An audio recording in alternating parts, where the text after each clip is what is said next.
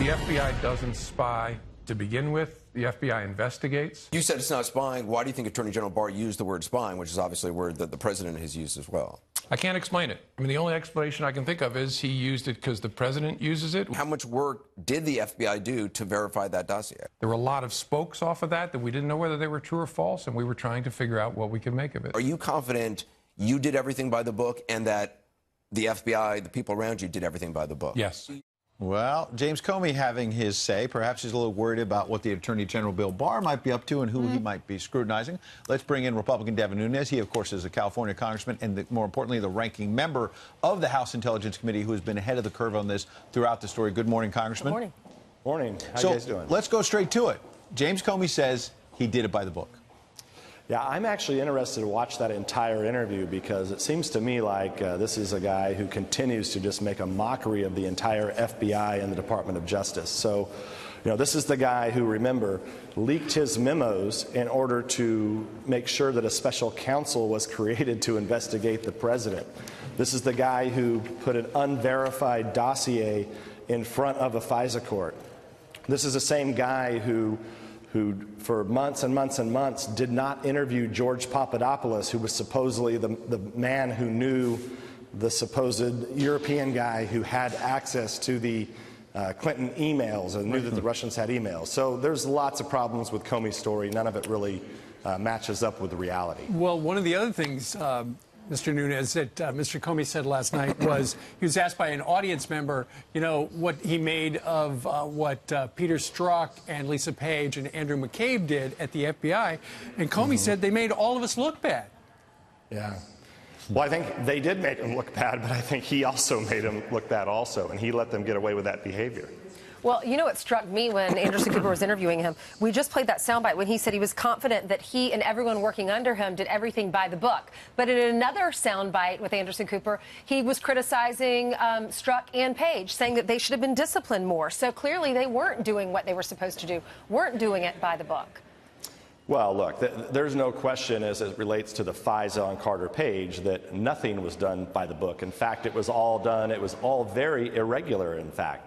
So this is the whole idea that you could take Clinton campaign dirt and use it.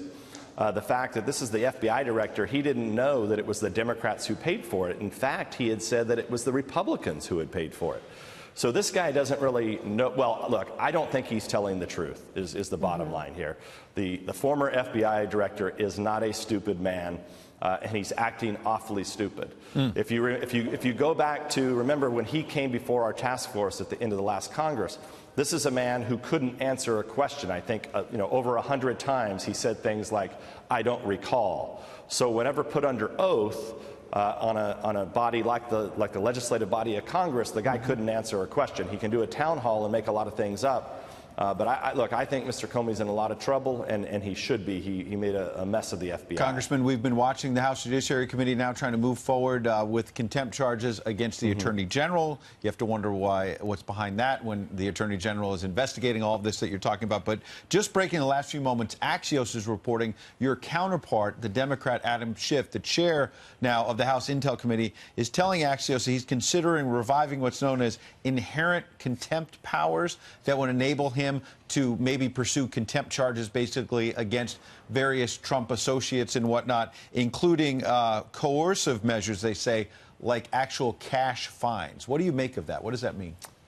Well, what I make of it is that this is somebody who, and the whole team down there on the Democratic side, they've been chasing Russian ghosts in the closet for 2.5 years. So they always have to have a new idea, a new plan. The media picks it up, the media runs with it, they create narratives, but what always ends up is that they always end up in a rabbit hole. They always make fools of themselves and you laugh at them, but the problem is that the mainstream media is so corrupt and such a propaganda arm of the Democratic Party that every day they'll run with these new crazy conspiracy theories that all you can really do is laugh. Look, at the end of the day, people need to be held accountable for lying to the FISA court. All these dirty cops at the FBI need to be held accountable. And here in the legislative branch, I mean, it's just going to continue to be a mockery. I don't think the American people want this investigation to continue. But you know, I guess it's the old saying is, you know, you've already dug a hole deep deeper, they're just going to keep digging. Now, you're in the House of Representatives. On the other side of the Capitol is the Senate. And it sounds like the Senate Intel Committee, under the helm of North Carolina Senator, Republican Richard Burr, he's calling... somebody dropped something there. He is calling Don Trump Jr. back in front of the committee. Can you explain why the Republican would want to do that? So remember, in the Senate, they have different rules. Both the Republican and the Democrat have to sign off on a subpoena. So my guess is that this is mostly a Warner play, but who's the Democratic lead over there? We'll see what happens. I have to imagine that they're getting close to finishing their report. I mean, you had the Senate Republican leader, the Senate leader, Mitch McConnell, who said that this is over. Yeah. Case closed. So I have to assume this is just part of them winding down and tying up any loose ends to their investigation, and they must have some questions that they want to ask. Oh, so you don't think he'll end up in prison or indicted or anything like that? Well, look, I don't think he's going to come back. I mean, if he doesn't, what are the consequences? Look, they can hold him in contempt. They could try to bring him back, but look, the guy spent dozens and dozens of hours with the legislative branch already. My guess is maybe they can work out an accommodation. Yeah. I don't know. And Congressman, to your last point of a moment ago, many in the mainstream media were predicting that Donald Trump Jr. was going to be indicted for the better part of the last 2 years. And That's that right. did not happen. So point well taken. We appreciate you coming in this morning, sir. Thank Always you. a pleasure, guys. Have a great Thank you. weekend.